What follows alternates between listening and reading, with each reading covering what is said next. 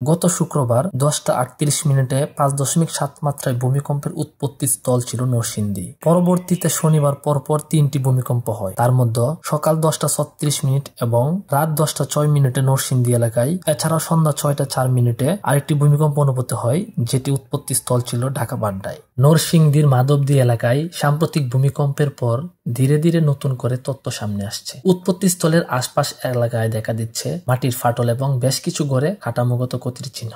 ভূমিকম্পের কেন্দ্র ছিল নরসিংদীর ঘনবসতিপূর্ণ এলাকা মাধবদী। ঘটনাস্থলে গিয়ে দেখা গেছে কিছু স্থানে মাটির উপর সরল রেখার মতো ফাটল দেখা দিয়েছে, যা ভূমিকম্পের প্রভাবে তৈরি হয়েছে বলে ধারণা করা হচ্ছে। এসব ফাটল খুব গভীর না হলেও এলাকা জুড়ে মানুষের মধ্যে উদ্বেগ বাড়িয়েছে। এছাড়া বিভিন্ন বাড়ির দেয়ালে হালকা থেকে মাঝারি ফাটল চোখে ধরা পড়েছে। বাসিন্দারা জানিয়েছেন কম্পনের সময় এসব ফাটল তৈরি হয় বা আগে ছোট ছোট কত বেড়ে গেছে। ভিতরে কেউ আহত হননি, তবে পরিবারগুলো এখন তাদের ঘরের নিরাপত্তা নিয়ে নিশ্চিন্ত। অনেকে নিরাপদে থাকার জন্য সাময়িকভাবে খোলা জায়গা বা আত্মীয়ের বাড়িতে চলে গেছেন। ভূমিকম্প বিশেষজ্ঞদের মতে এ ধরনের মাটি ও দেয়ালের ফাটল সাধারণত মাঝারি মাত্রার কম্পনের ফলে দেখা দিতে পারে, তবে এগুলো দীর্ঘমেয়াদী ঝুঁকি তৈরি করতে পারে কিনা তা আরো পর্যবেক্ষণের উপর নির্ভর করছে। মাধবদীর উৎপত্তি স্থল ঘিরে ধীরে ধীরে যেসব তথ্য বেরিয়ে আসছে সেগুলো প্রশাসন ও বিশেষজ্ঞদের নজরে রয়েছে। ক্ষতি সীমিত হলেও সঠিক মূল্যায়ন না হওয়া পর্যন্ত সতর্ক থাকার পরামর্শ দেওয়া হয়েছে।